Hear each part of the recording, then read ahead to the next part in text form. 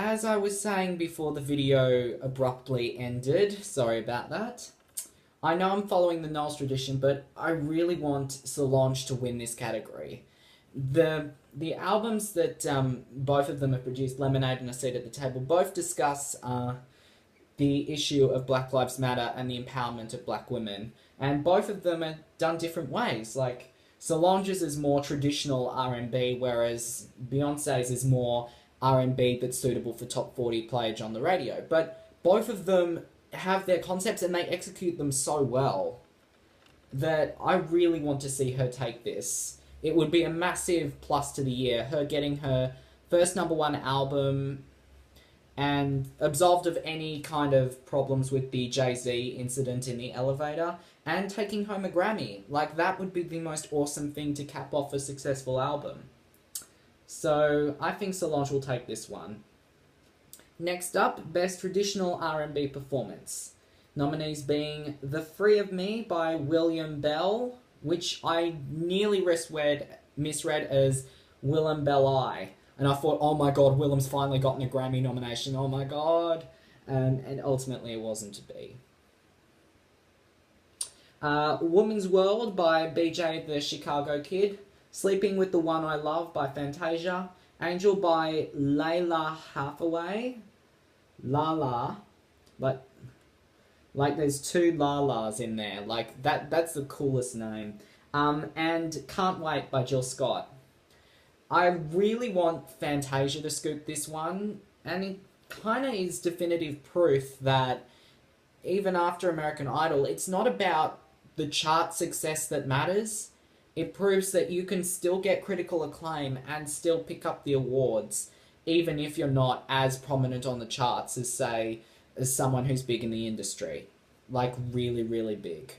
So, when people try to tell you that reality stars don't get anywhere, they do if they put in the effort, and this reflects it. And I really want Fantasia to get this one. Okay, moving down.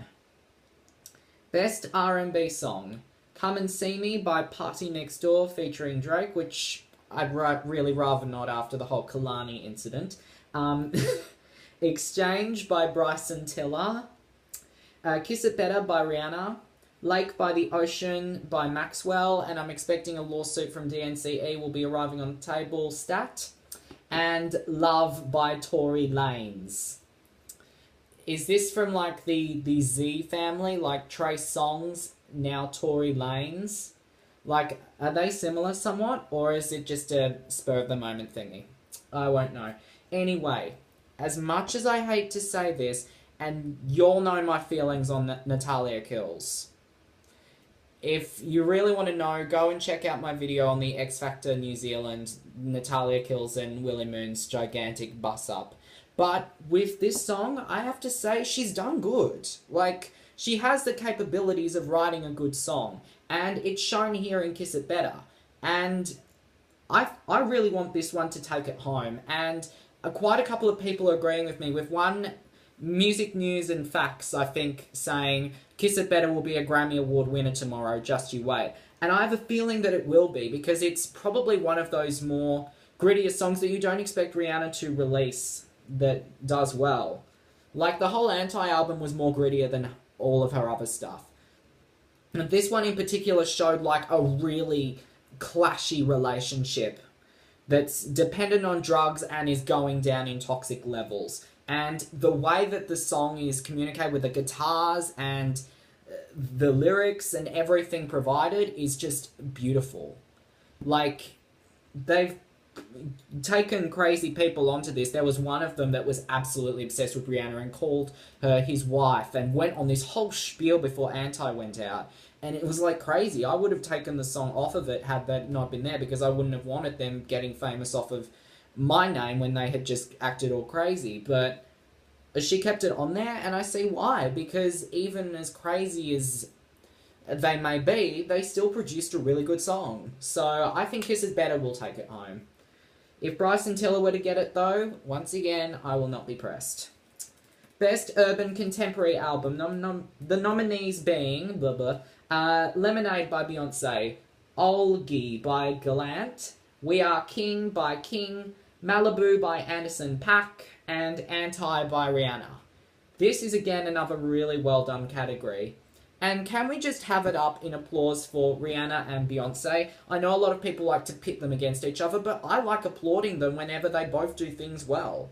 I mean, they both produced really beautiful albums, and two with different concepts, one being about love and vulnerability, and the other being about Black Lives Matter. But both of them executed the concepts so beautifully, lyrically, production-wise. Their hearts really went into the albums, and they both stepped up new levels in their careers. So just have out a clap for how well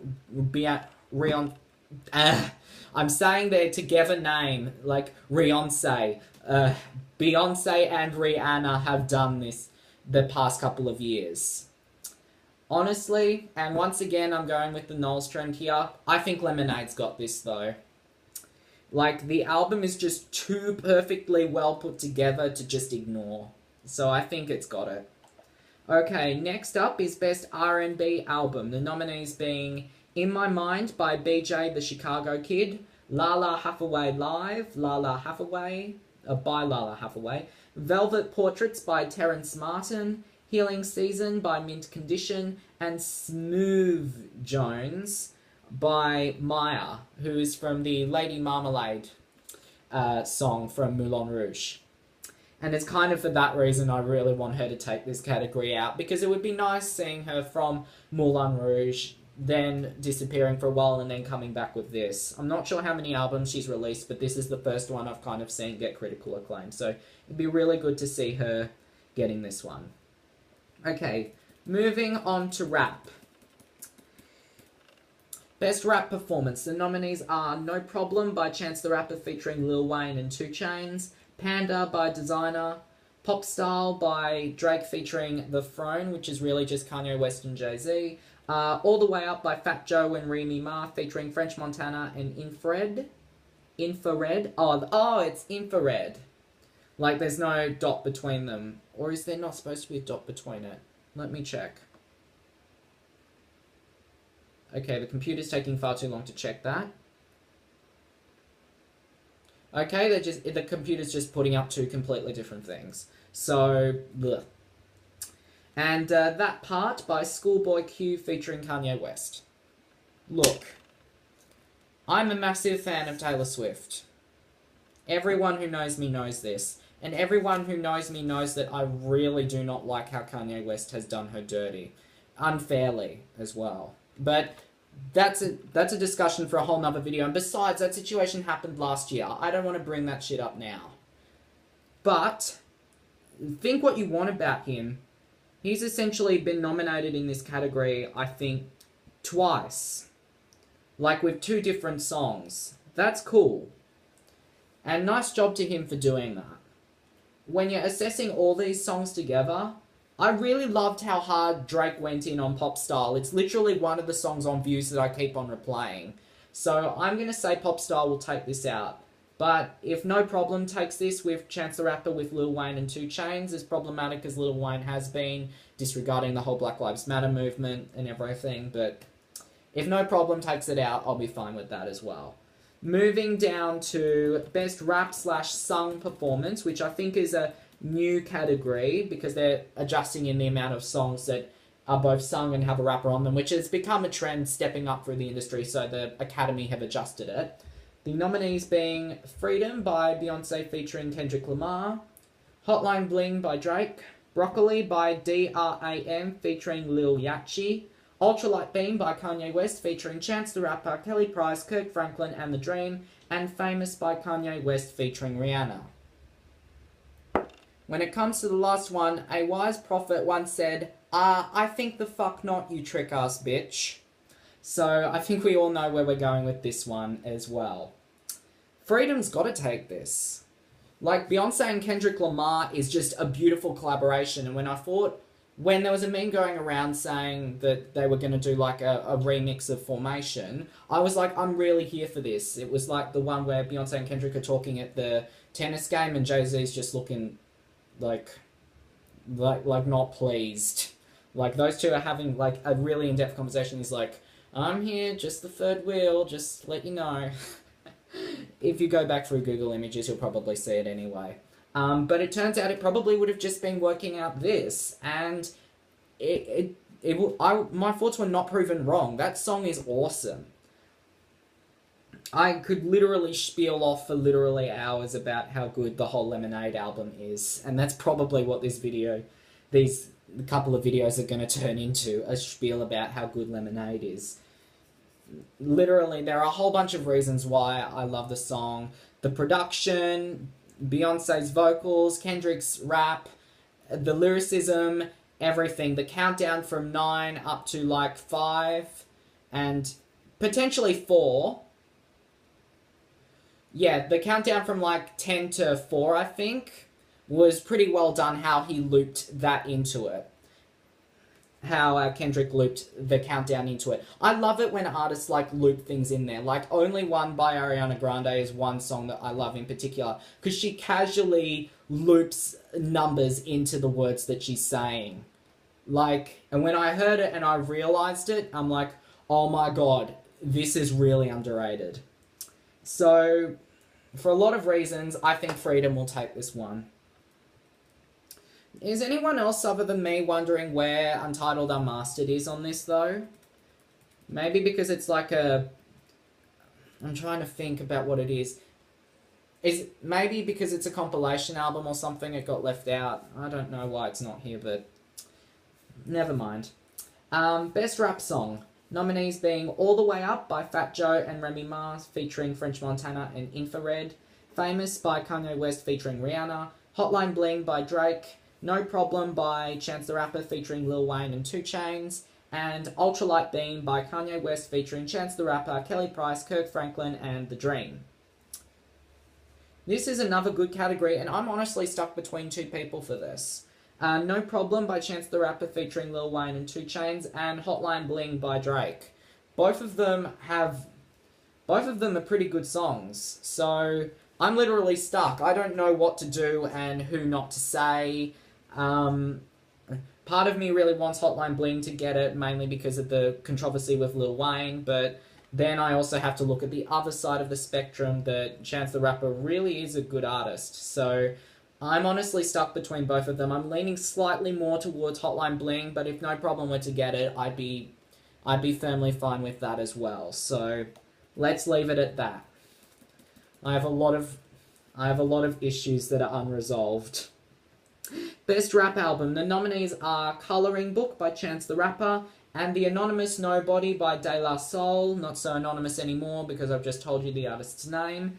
Major Key by DJ Khaled. Views by Drake, Blank Face LP by Schoolboy Q, and The Life of Pablo by Kanye West. On the mention of DJ Khaled, is anyone kind of a little bit nervous about the fact that his wife was going into labour and he used that opportunity to do a mannequin challenge? Like, girl, what have you been smoking? Like, that's just a side thing that I've just thought about when reading his name just then. It's like, ugh. My selection here is going to be Colouring Book by Chance the Rapper, purely because of the impact it's had. I mean, the first album to just debut on the Billboard 200 by just streaming services alone, streaming sales. Like, that's got to count for something. And I think that he's going to take this one. So, nice job, Chance. Fingers crossed you do. Now, we're moving into the genre that is beloved by many and hated by none, country. And yes, there was a joke in there somewhere. It's actually not liked by a lot of people and only liked by me and a couple of others. Okay. And I'm basing this judgments on my household because my sister absolutely despises country. Okay, moving up. Best Country Solo Performance. The nominees being Love Can Go to Hell by Brandy Clark, Vice by Miranda Lambert, My Church, Maureen Morris by Maureen Morris, Church Bells by Carrie Underwood, and Blue Ain't Your Colour by Keith Urban. Look, this is a tough category, I have to admit. And as much as it pains me to go against my Aussie backer, I'm going to have to say Church Bells. Like, the whole song is doing the concept of Carrie Underwood of being abused by a lover and taking revenge on him, but it's not done to death. Like, if you compare Two Black Cadillacs and Church Bells to each other, both each have their own edge. I'd say that Church Bells is a little bit darker and edgier because because the first one, the Two Black Cadillacs, is just about cheating. Church Bells is about a domestic abusive relationship. And with the sound provided, it's not like a Goodbye Earl Dixie Chick sort of thing where it's just lighthearted. This one, it's raw, it's gritty, and it doesn't hold back. It really takes you there. And those bell chimes at the end is just the icing on the cake. So I think that Church Bells will take this one. Okay. Blue Ain't Your Colour, though, I really kind of also want to take it. So I'm still stuck between those two, just like I was with the Best Rap Song one. Next up is Best Country Duo Group Performance. Nominees being Different for Girls by Dierks Bentley featuring Elle King, 21 Summer by Brothers Osborne, Setting the World on Fire by Kenny Chesney and Pink, Jolene by Pentatonix featuring Dolly Parton, and Think of You by Chris Young with Cassidy Pope. Now, the thing is with Dierks Bentley and Elle King's song, they say that girls deal differently with heartbreak and they can't medicate themselves like boys can, and they can't move on as quickly, or they don't have coping mechanisms or something like that. Well, that's what I got out of it anyway, and it's probably a different thing altogether if I check it quickly. This is just me being petty. Carry on.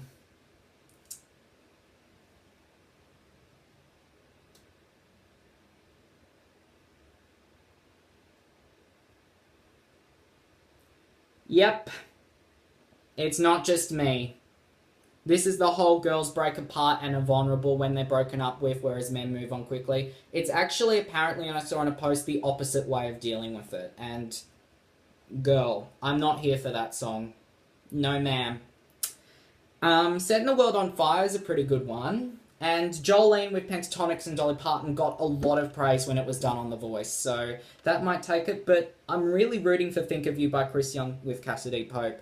I've been a massive fan of Cassidy's when she went on The Voice in 2012, and I've followed her in bits and pieces because I've obviously got a whole lot of other artists, so when I heard her that she was back with this song, I jumped on it immediately, and I loved how it sounded. And the fact that she's nominated for a Grammy for this is incredible. Although I thought it would be Melanie Martinez who'd be the first Voice alumni to be nominated for a Grammy, it actually was Cassidy, and I really wanted to take it home and kind of prove that not all people from The Voice, it doesn't mean that you won't get success. It's like what I said with Fantasia and American Idol. If you put the work in, the rewards will come to you. Next up is Best Country Song. Nominees being Blue Ain't Your Colour by Keith Urban, Die a Happy Man by Thomas Rhett, Humble and Kind by Tim McGraw, My Church by Maureen Morris, I almost said my, and Vice by Miranda Lambert. This, again, is a pretty selective thing. Like, if any of these five were to win, I'd be happy. But, like I said, I've already given Church Bells to Best Country Performance to Carrie Underwood when Keith was in the category, and I'm gonna give Keith this one. Also, Hilary Lindsay is credited, and she wrote Million Reasons by Lady Gaga. She helped write on that, so I'm thinking maybe pay her back in kind. It would be really nice. Anyway, next up is Best Country Album. The nominees being Big Day in a Small Town by Brandy Clark, Full Circle by Loretta Lynn, Hero by Maureen Morris, A Sailor's Guide to Earth by Sturgill Simpson, and Ripcord by Keith Urban. I'm going to say Ripcord will take this home. And the reason I say that is because listening to the album, I'm incredibly impressed with Keith's evolution. This is a trend that's going on with artists this year at the Grammy Awards. A lot of them that I'm saying have stepped up their style. Keith has definitely stepped up his style through the years. And this album is just another stepping stone. He's taking, obviously, the country elements that he's known for doing, but working new methods into it, like making them a little bit more pop, as per usual, but making the sound a bit more sonically advanced in a way, and not afraid to experiment with country and rap as he did his duet with Pitbull and Nile Rodgers. I like how advanced this album actually is compared to most country material that has come out, and I think that he should seriously be rewarded, because a lot of award shows have a tendency for snubbing Keith Urban, and that kind of gets on my nerves, because he does produce really good music that deserves to be recognised. And literally, it's like what I said with Brendan Urie. If you haven't seen Keith Urban live, you need to go and see him live. I've been to the Light the Fuse tour and the Ripcord World Tour, and they are two of the best concerts that I have ever been to. That guy gives it all on stage. So I really want him to take this one out. So fingers crossed we're going to be getting that tomorrow. Next up, and I just passed it, is world music, which is one of the genres I thought I'd ignore, but best world music album, the nominees being Destiny by Celtic Woman, Walking in the Footsteps of Our Fathers by Ladysmith Black Mabanzo, which is a cool name.